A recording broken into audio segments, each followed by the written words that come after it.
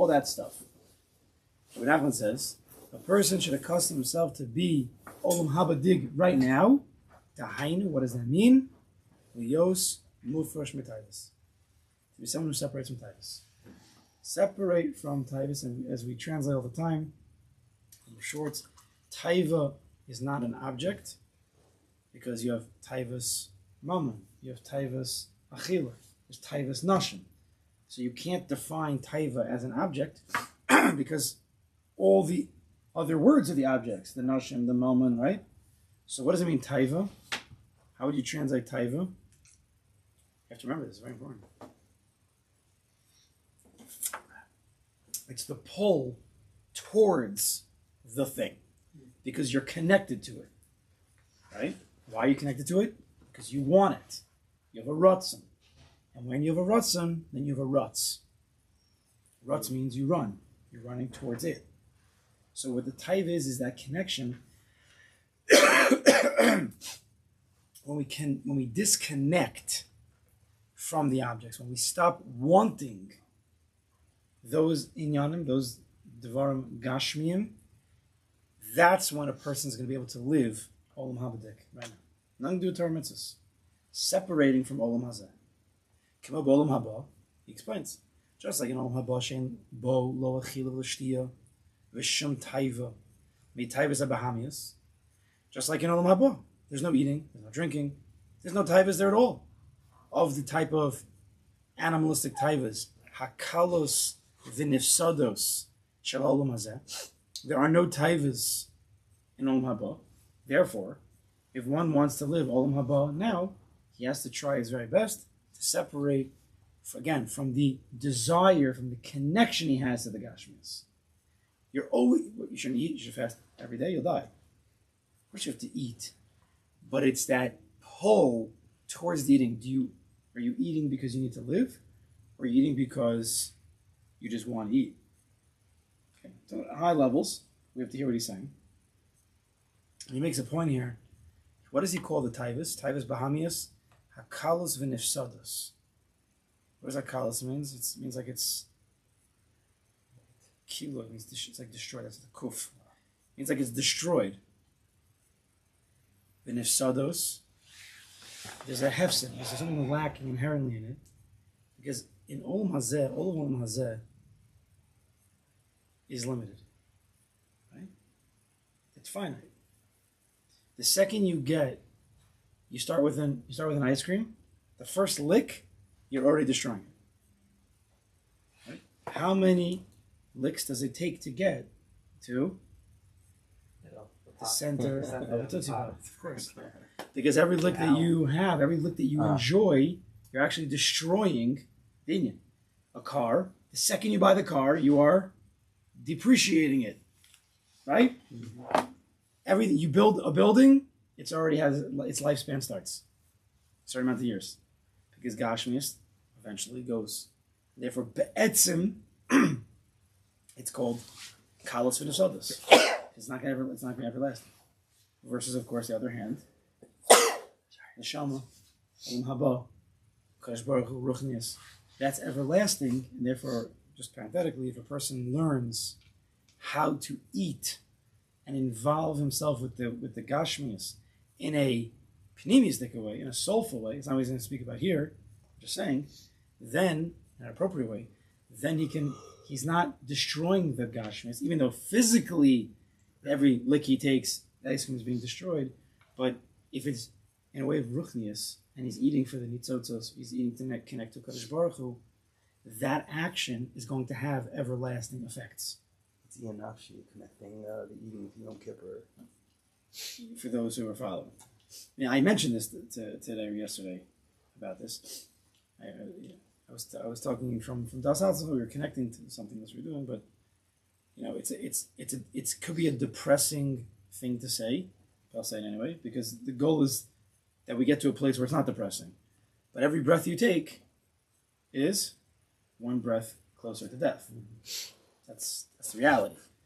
So if you are living in the world of Teva, in the world of Gashmis, in the world of Taivas, that's a very, very depressing line, and therefore that's what motivates people to just enjoy life right now. Eat and be merry,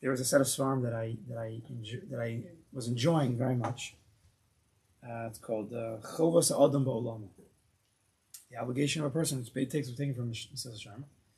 The obligation of a person in this world, and he has each sefer is a different midah. So one's simcha, one's gaiva, one's kavod, one's atzlus and atzvus. And there was one that I worked on for a long time. I should probably get back into it. It was the thickest volume of them all.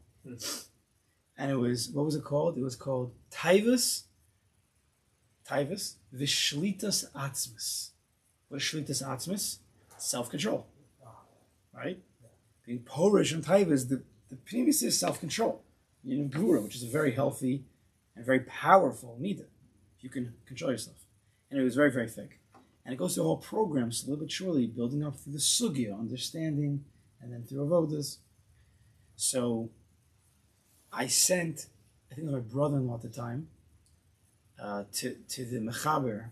He was in Kiryas Sefer, and Ramat Shlomo. You can only get the Svarim by him. No, he went to the Svarim store. And I asked him to get the whole set. And he said to me, I don't remember exactly how it was, but it was Aleph, Beis, Gimel, Dalach, Hey, Vav, Zayin, Ches, Yud, Aleph, Yud, Beis. So brother-in-law said, you're missing Chelik Tes. He said, that's the most unpopular of all the Svarim. People could work on Gaiva, the Gran Atzlas, but Taivus, no, don't take that away from me. Right? I parenthetically, I think that when you have these shiurim where they like loads of food, I think it's actually doing worse. It's more of a disservice than it is. It's better to not have the shiur sometimes. And that sounds like a crazy thing. But then to load it on and fresh, and then to like hear Dvar Torah, you're not listening. It's an Erev Rav shtick. Whatever. Anyway. At least it gets people to come. That's what everybody says. But it's a shayla. Gets people to come, but then they fresh. That's not talking to Shul argument. You say it's I better. fight with Leib. What? I fight with Leib. If you don't come to Shul. He's like, no, it's better they come to shul. This is a big machlokas. I don't know, Vaiter, he says, Ubevadai. It's good that he runs a shul and you don't. Yeah. Right. It's like on death row, they ask people before they're dying what they want for their last meal. People have like a whole list of like their meal before they die. It's like the opposite, you know? Yeah, goy. Let's see what a Jew would say. A Jew would say, matzo ball. Matzo ball. No, but people have like fish. Gefilte fish. People have like lists of like their Do they? plan. Yeah. It's a big deal. Because if they're gonna go, let's go out with a bang. Right. But that's not the Jewish approach. Ubevadai says Rabbi Nachman.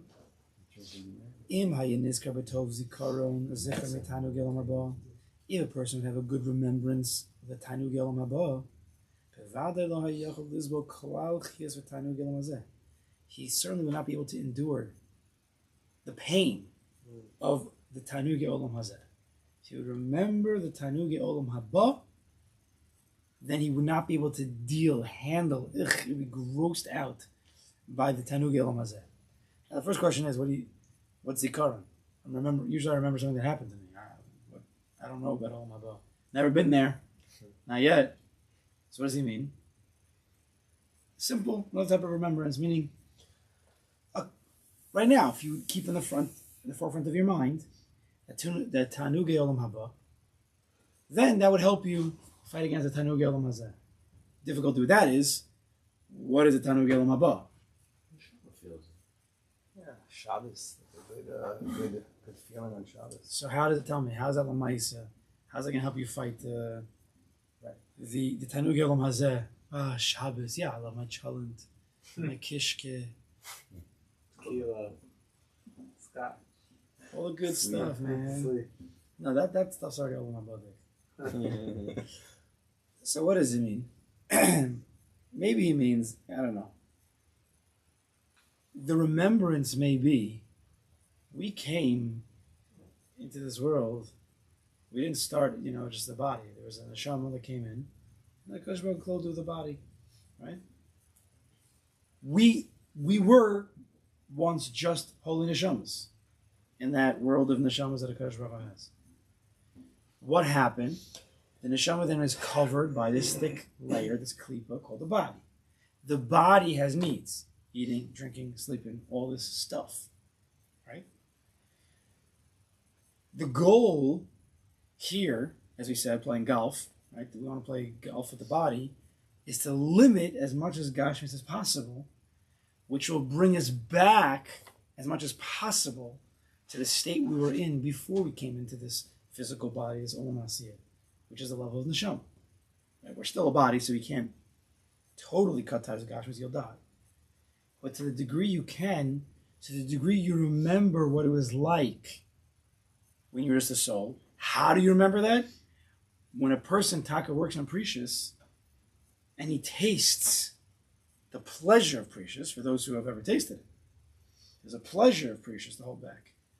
Also something I quote, I always tell you I forget who it is, the Alter Nevardik maybe. He says that if the Baltaiva would taste the Hana of Precious, if the Baltaiva would taste the pleasure of Precious, he become the biggest Porish. Because a Baltaiva, again, is someone who runs after something. So he runs after pleasure. There's a greater pleasure in Precious. Because Precious is a strong move. Precious is Gvura. Ezo Gibor. Hakovish is Yitzra. Who's the strong man? The one who holds back his body from running after, trying to chop up all the Gashmas. Right? What's lifting weights?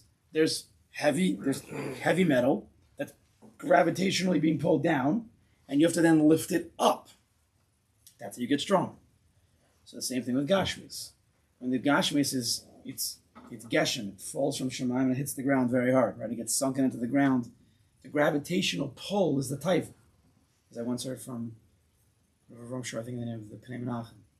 The gravitational pull of this physical world is a mushal to Taivas. Because again, what does Taivas do? Taivas pull you down. Taivas Gashmis pulls you down. It's very hard to break free from that. Who can break free? The strong man. You have to be a big gibor, right? So you actually become stronger. So there's a deeper pleasure from from a strong move than giving in and just eating it. Yeah, there is a physical taste. There is physical hana, pleasure, of course, from Gashmis, for sure. But that's a very chitzoni, superficial, low-level enjoyment.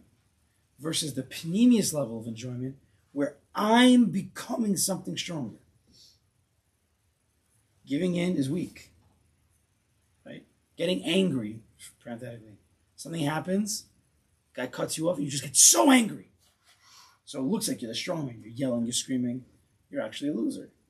Because you let that little Yetzer Hara inside of you beat you and get you angry. Versus controlling your anger and not getting upset.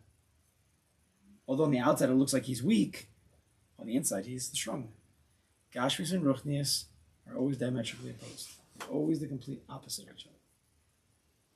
The bigger the Gashmis, doesn't have to always be, but the less Ruchnius. The less Gashmis, very often, it doesn't have to be, but you understand what I'm saying?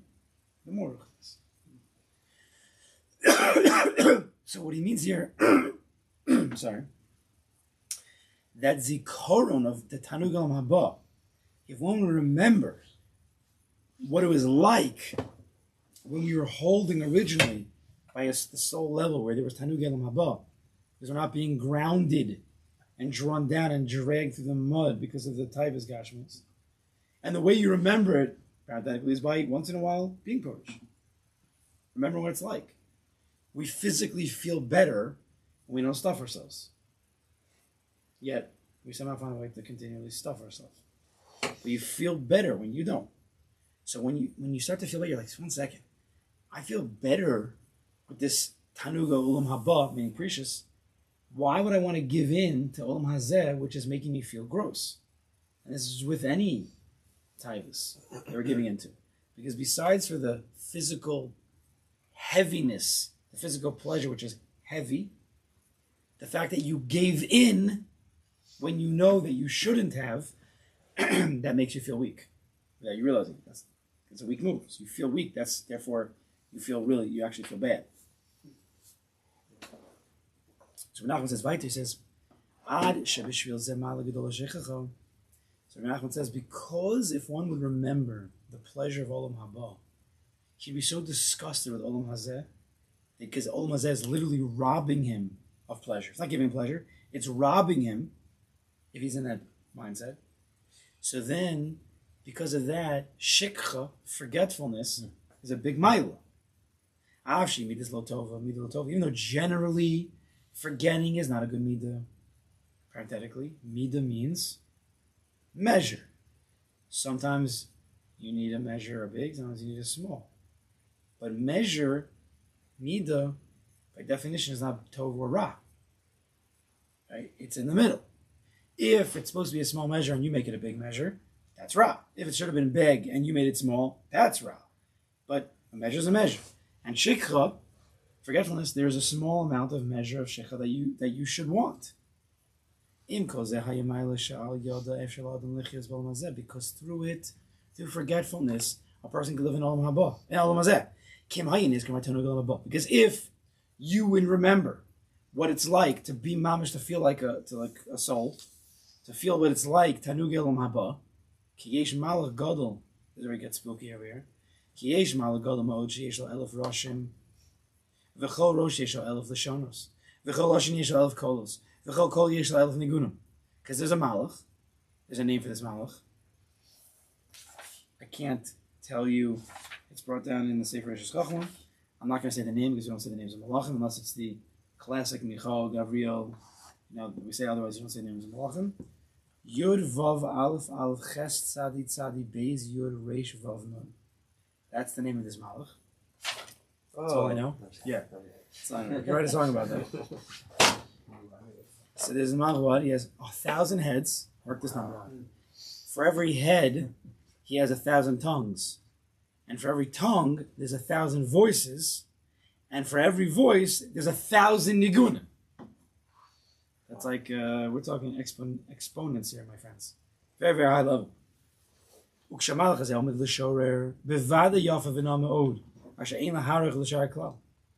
when this malach stands up to sing, certainly it's the most beautiful, most pleasant sound. You can't compare anything to it.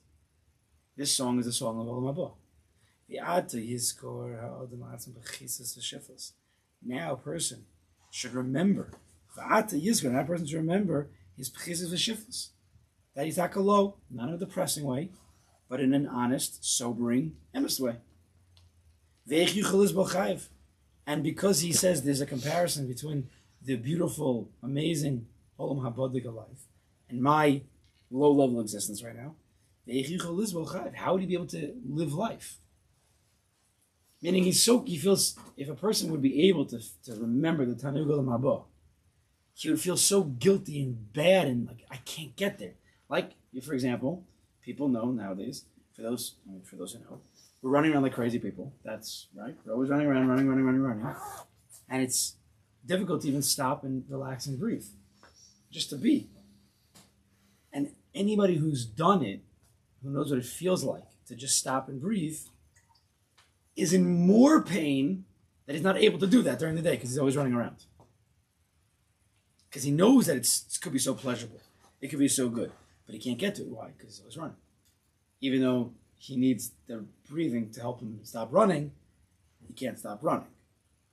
Because he doesn't have time to stop running. Right? So how would he be able to endure? Certainly, this person will become so disgusted with Olam Hazeh, he would die before his time. Therefore, shikha is a good thing. Right? Forgetting what that Tanugei Olam Haba felt like, the forgetfulness allows a person to work on it, but he doesn't remember right now how that feels, and therefore, he can actually live in this world. Otherwise, it'd be very difficult for him. Lamaisa. If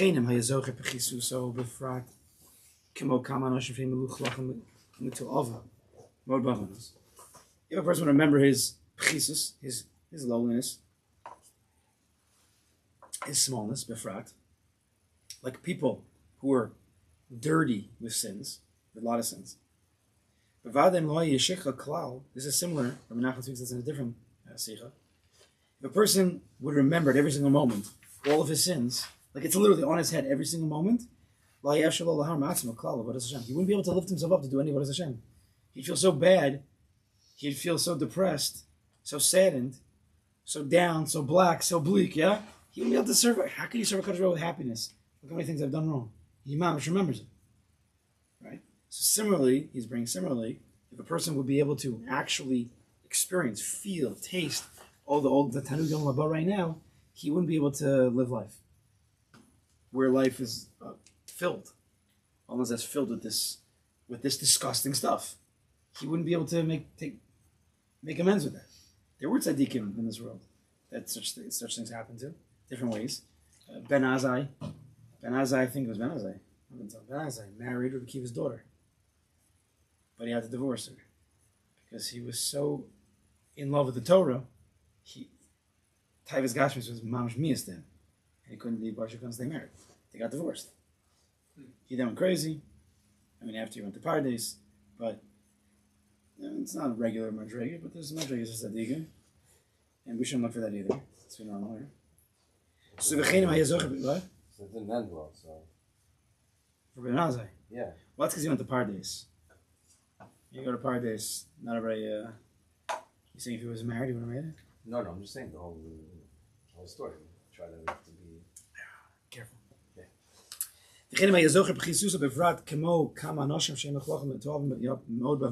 Person would remember his lowliness. He would really remember his sins at all times. It would really affect him. If a person wouldn't have forgetfulness, he wouldn't be able to lift himself up to any of Hashem. So it comes up from this. Therefore, forgetting is a good thing. But he shouldn't fully forget the Talmud Golam Haba. Meaning, he can't live in this world every moment with the full remembrance of that experience of a soul before he came into the body. He wouldn't be able to live in this world because the whole world would become disgusting to him. The soul would be disgusted. So therefore, we have to forget. Kadosh Baruch Hu makes it, right?